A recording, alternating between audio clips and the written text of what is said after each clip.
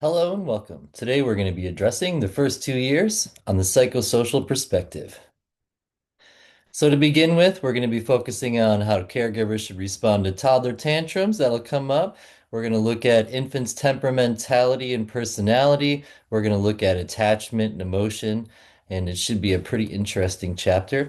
But to begin with, we're all born with these capacities for emotions. Emotions are not distinct. Emotions are neurons being fired and our brain interprets a series of emotions in context of language and how we learn to express and identify emotions. So basically, we all have these capabilities for emotions. We all have these neural responses, but then we all individually interpret these and then we apply socially learned words to these like anger, sadness. Again, it's not until a little bit later that we learn, I'm feeling this. What's the proper word to attach for this? Again, when a kid is born, you could often just think about it as like raw, pure, unstructured emotion almost, because one, it's all brand new. You're just having the feelings for the first time.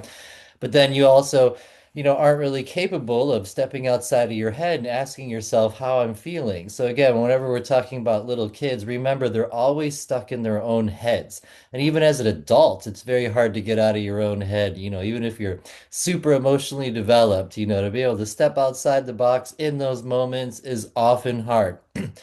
So realize that we all have this capability to use language, to identify our thoughts, but our emotions themselves are a mixture of different neural processes. And yes, different responses do occur at different parts of the brain, but you'll often find overlaps in, the neural responses if you were to like track the actual neurons of which part of your brain when you're having anger and love and sadness, often similar areas are lighting up. But again, a lot of it's how we interpret it. It's kind of that blend of neurons in our brain and how our brain interprets that. It's our, perception of the world and our experiences, and all of this combined to our overall emotional development. But again, we all have these basic capacities. And sometimes you look at things like universal emotions and ask, are there universal emotions? And you could say things like smiling, is maybe something that all humans experience and do across cultures. The experience of anger. But again, how we express our feelings, how we use our words, what's socially appropriate, that we learn over time. And again, we'll get into that a little bit once we kind of are able to be socially aware. We learn how we're supposed to act in what social situations and what's appropriate and what's not. But when you're a kid, you don't know any of this, okay? So psychosocial development during infancy can be seen as a blend of nature and nurture, meaning we all have these biological capacities. You have your inborn DNA kind of temperament. The big, half of your personality is that genetics, of how you're going to feel and express yourself. But the other side of it is learned, interacting in the social context, observing how other people express emotions, figuring out for oneself what's appropriate and how I can experience this. So your books looks at it as nature nurture or universal or experience expectant or experience dependent. So all kids need to go through a process of emotional development. That's the experience expected aspects of it. If you don't interact with the kid and socialize that kid and teach them how to express their emotions and what's appropriate, what's that kid going to do? They're going to bite when they go to preschool.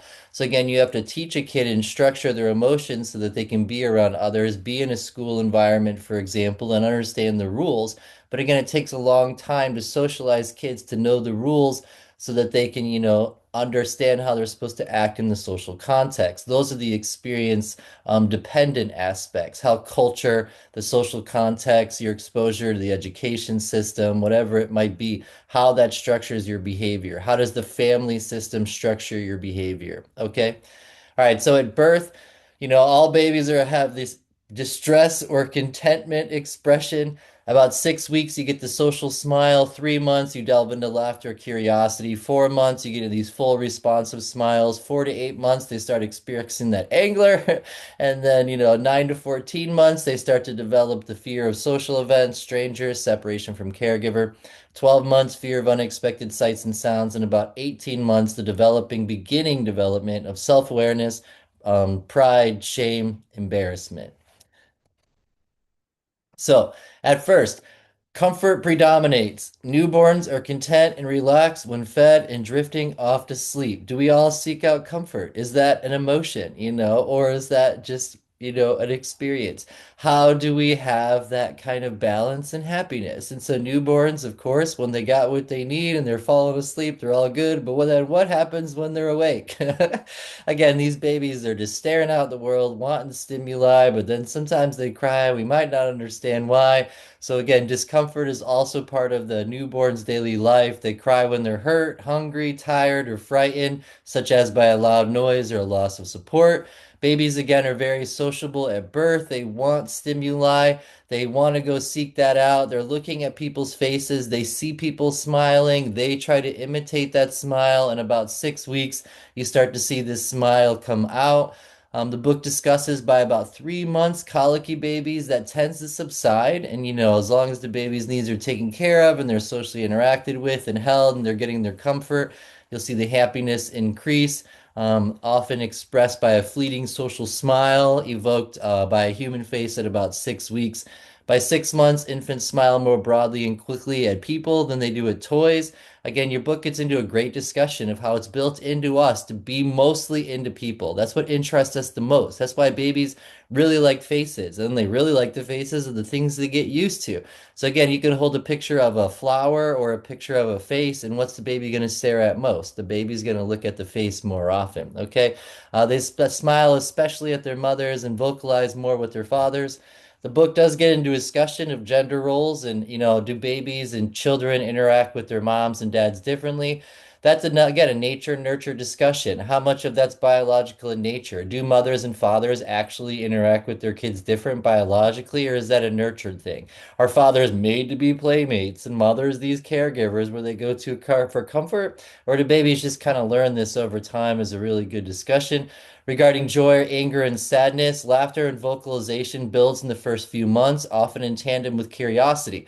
Again, the more you interact with that baby, stimulate that baby, pique its interest, get its brain firing, get its brain trying to organize all the information and make sense of reality, the more their brain's going to grow, the more they're going to want to go out and interact themselves.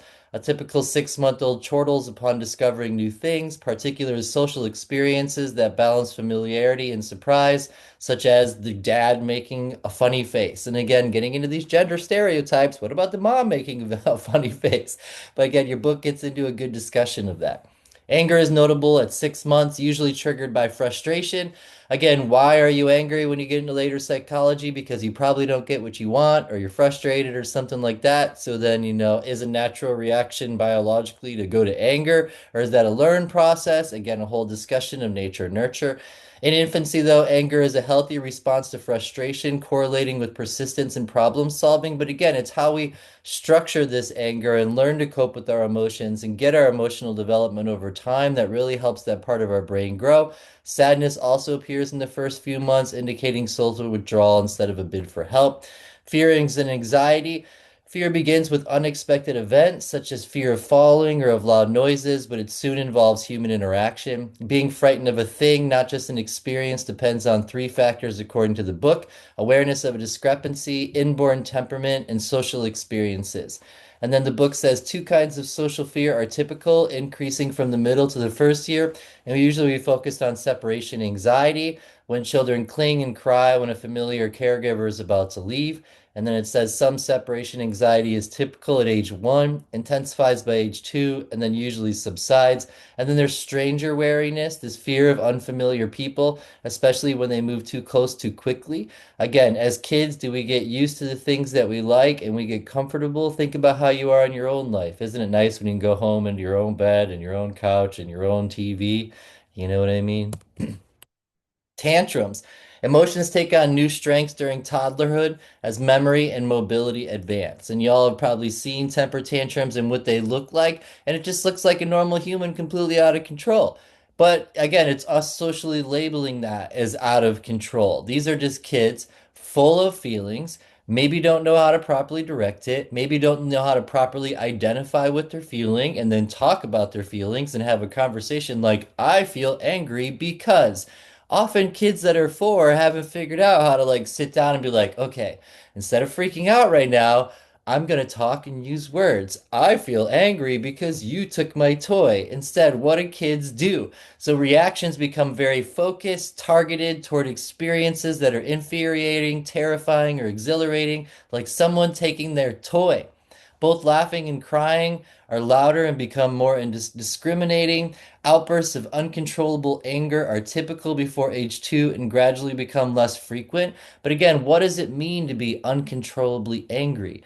Again, we're all built with these capacities, for, the experience and feel things, but also express ourselves in certain way. And it's not until we get really interact with society, with our peers, our family, the education system, that we really learn to structure those feelings. Think about kids that go to kindergarten for the first time. That day can be really hard for them because they're away from their parents for the first time. They're a lot of stimuli. It's a whole bunch of stuff going on. It could be overwhelming for the kid, for example.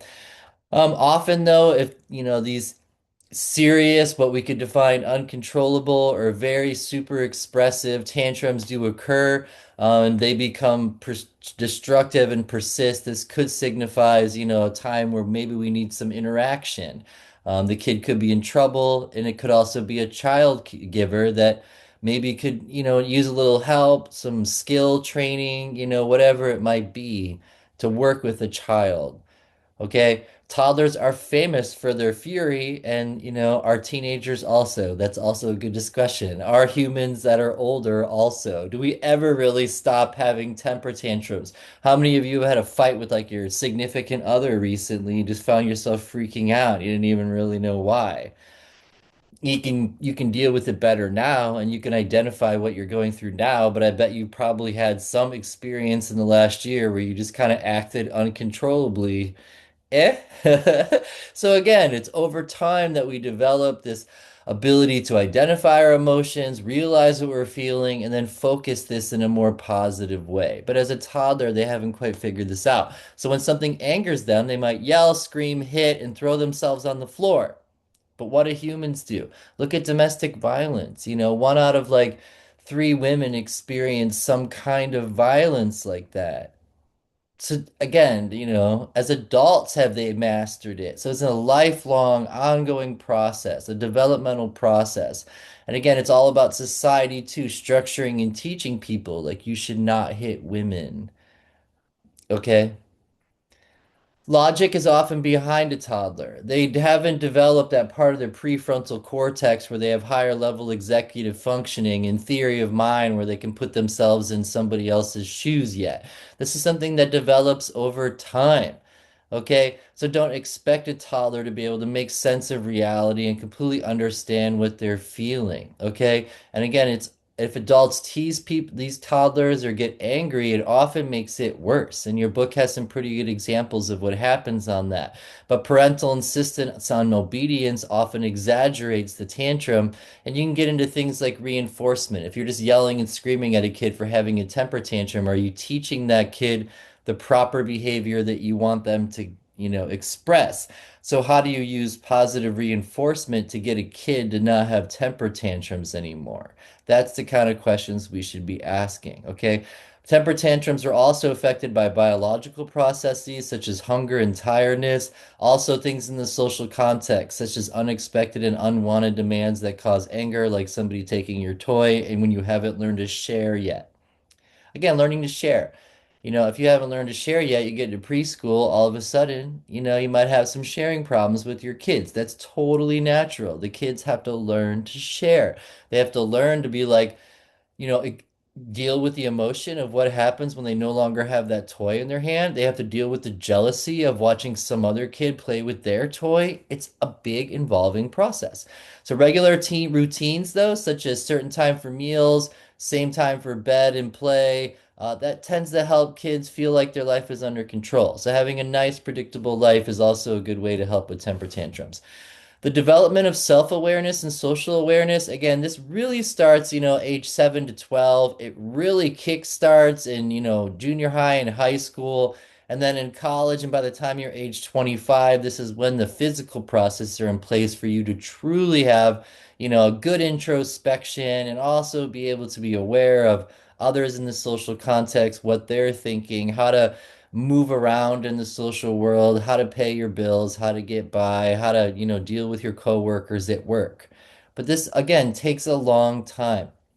So, your temper can be seen as an expression of selfhood, as common toddler emotions, pride, shame, jealousy, embarrassment, disgust, and guilt. These often become expressed at this time, but it's also a part of our lives where we're developing our overall identity and our overall personality.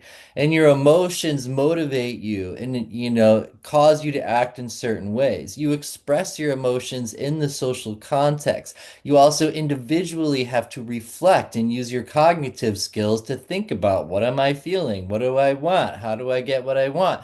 So toddlers are beginning to experience these blends of chemical reactions or blends of chemicals, being interpreted by our brain. And then we apply words to these like pride and shame. Pride and shame are actual, these are just words that we attach to a blend of neurotransmitters being interpreted, these chemical signals that are being interpreted by our brain, right? So again, we have these capacities for kind of specific but overlapping emotional expressions or feelings that we then label with our language of words. So, like pride, shame, jealousy, embarrassment, disgust, and guilt, you might think these are all completely separate. And in some ways, they are because of the pride, you might have a bunch of neurotransmitters being released. But then when you feel shame, it might be a different blend of neurotransmitters and maybe a few from over here, too.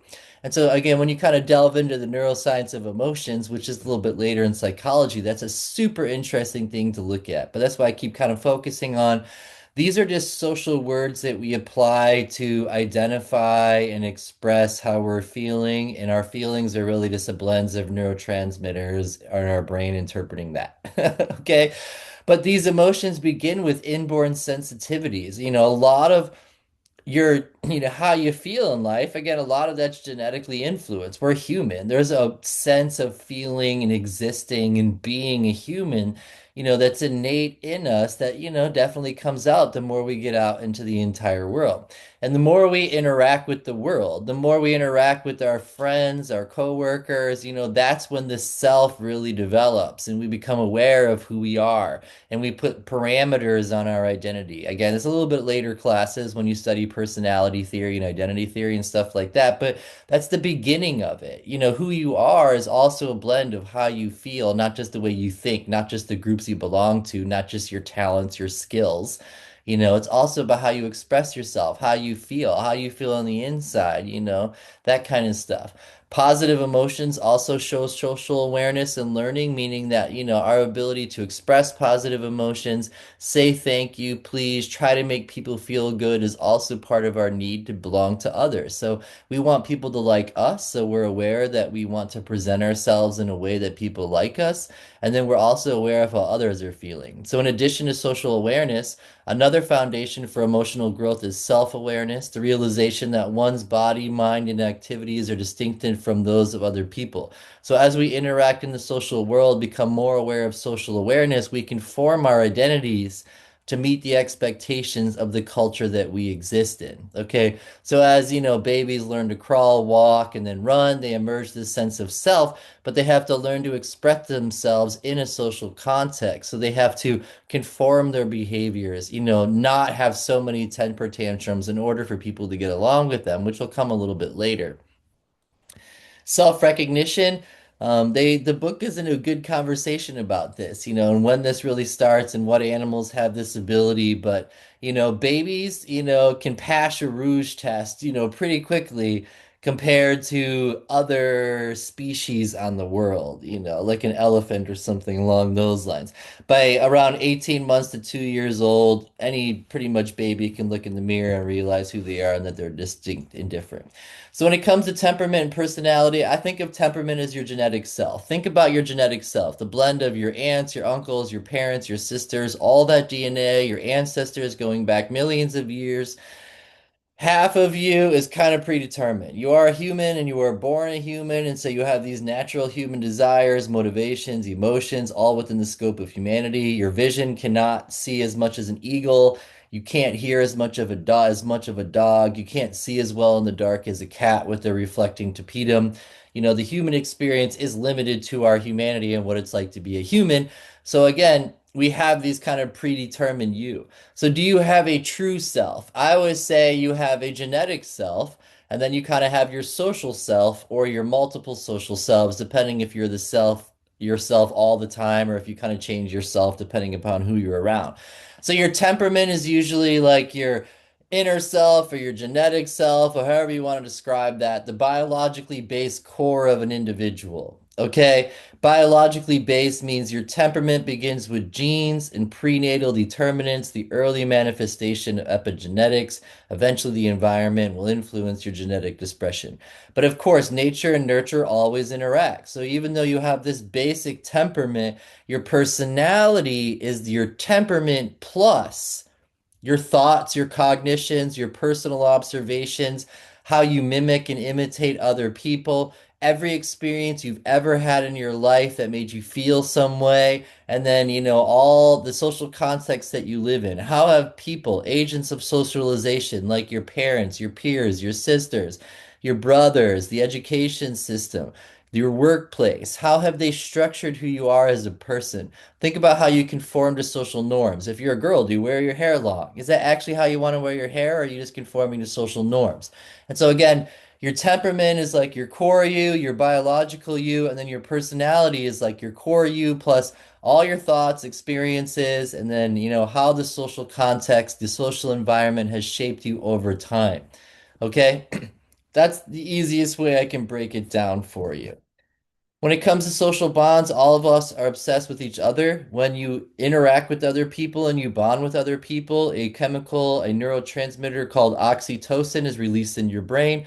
Your brain interprets oxytocin release as a good thing. You keep seeking that out because you want more and more oxytocin. Okay. So this early parent-infant interaction is incredibly important. Your book used it as a word like called synchrony. And synchrony is when like the baby and the parent interact in such a way that they can kind of read each other's minds. Your book describes it as a waltz or a jazz duet.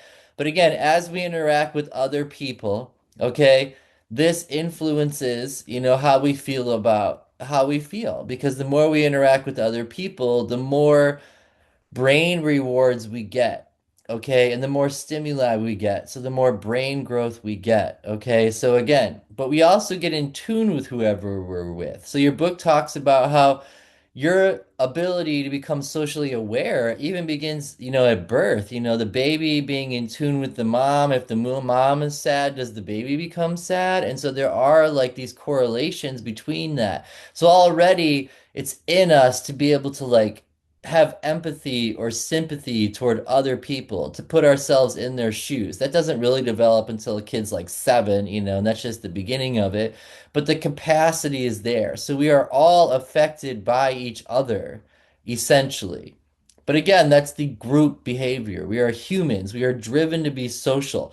We recognize that our main way to survive is to work with other people. If you want to survive in the wild, it's a lot easier to do with other people than just by yourself. It's a lot easier to build a house or lift something heavy if you have other people to help you. It's a lot easier to raise kids and grow food if you have other people to help you. And then finally, we get into attachment. And so, again, we all have the capacity to get attached to other people. We get attached to other people because we get used to the dopamine, serotonin, oxytocin neurotransmitter releases in our brain when we interact with other people. So the more you interact with your significant others, the more you get attached because you want to seek out those brain rewards from other people. So like if my best friend doesn't talk to me in a long time, I'm not getting the brain rewards, therefore I'm less happy and I start to feel sad and I'm like, why am I feeling sad? Oh, it's because I haven't talked to my best friend. I'm not getting the brain rewards, but it can be that basic. Okay. So when we look at attachment, we get attached from birth all the way to death.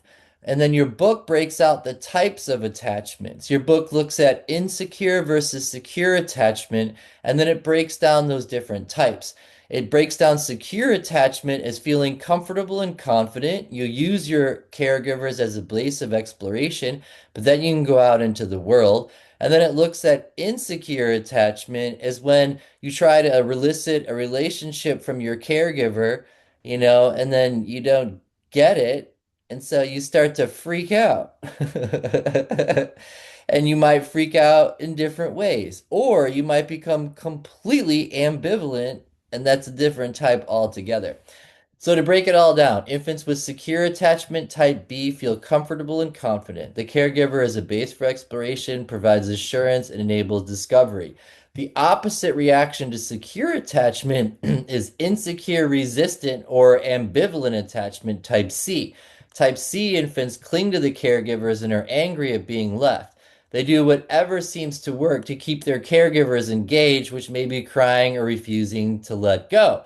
Then there's another type of insecure attachment where some children play independently without seeking contact. This is insecure avoidant attachment type A. They have given up trying to elicit a relationship with their caregiver. They may develop attachment to someone else or to a pet. And then finally, there's type D, which is disorganized attachment. In type D, infants may suddenly switch from hitting or kissing their caregivers, from staring blankly to crying hysterically, from pinching themselves to freezing in place. Okay? And then researchers also focus on the following.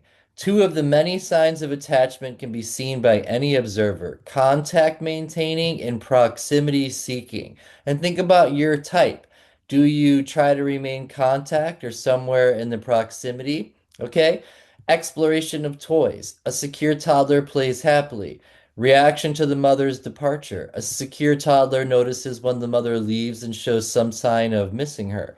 And then reaction to the mother's return. A secure toddler welcomes the reappearance, seeking contact, and then play again. I really like Bowlby's attachment theory when he looks at the need for comfort. Again, do we all need comfort? So the argument is it's built into us to seek out some kind of comfort. Yes, we also need food from our parents and, shelter and things like that, but we go to our parents for more than that. We also seek out comfort, suggesting that it's all built into us to get attached. And by being attached, we develop some kind of comfort. And again, we keep seeking out those rewards over and over and over again. Your book wraps up talking about social referencing, and it talks about how babies will look for social cues. They will look for those agents of socialization that give them a genuine performance. And so babies have these social references, specific peoples in their lives. It also talks about how babies can tell when someone's giving a fake performance. It says infants as young as 14 months old are less likely to accept a reference from a stranger whose emotions did not fit the experiences. But again, think about who are the most important agents of socialization in a child's life, and that's who they're going to be looking toward for social referencing early on.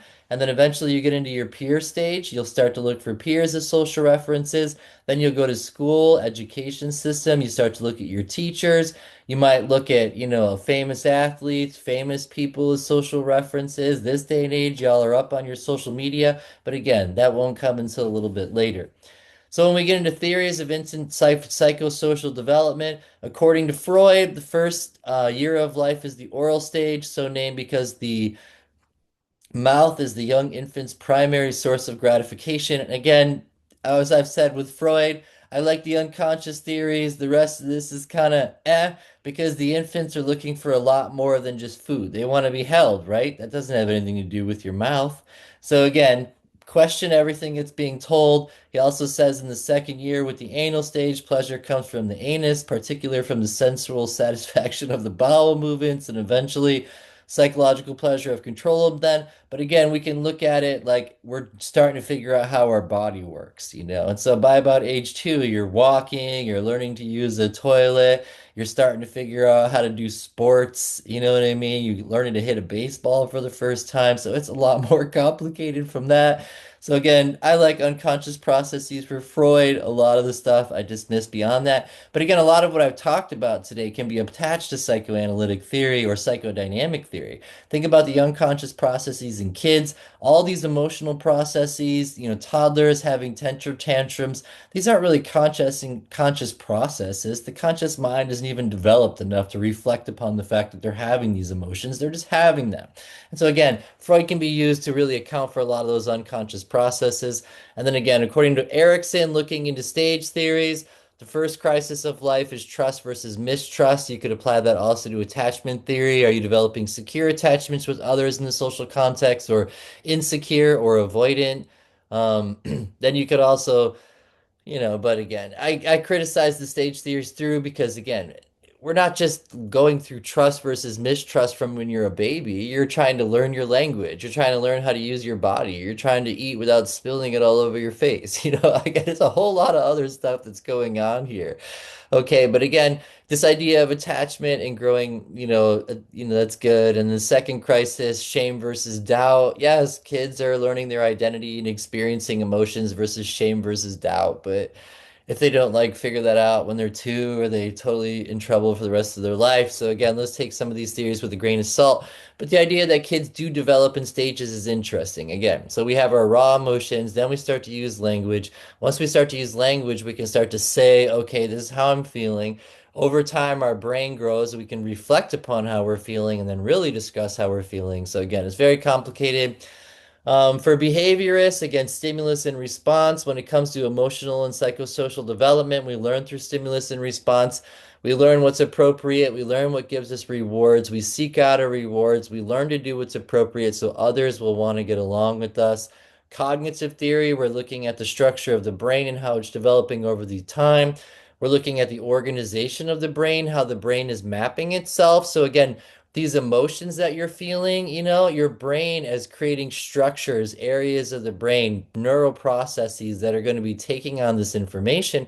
And then we develop highways, to be able to interpret these emotions. So think about how the brain map is developing over time.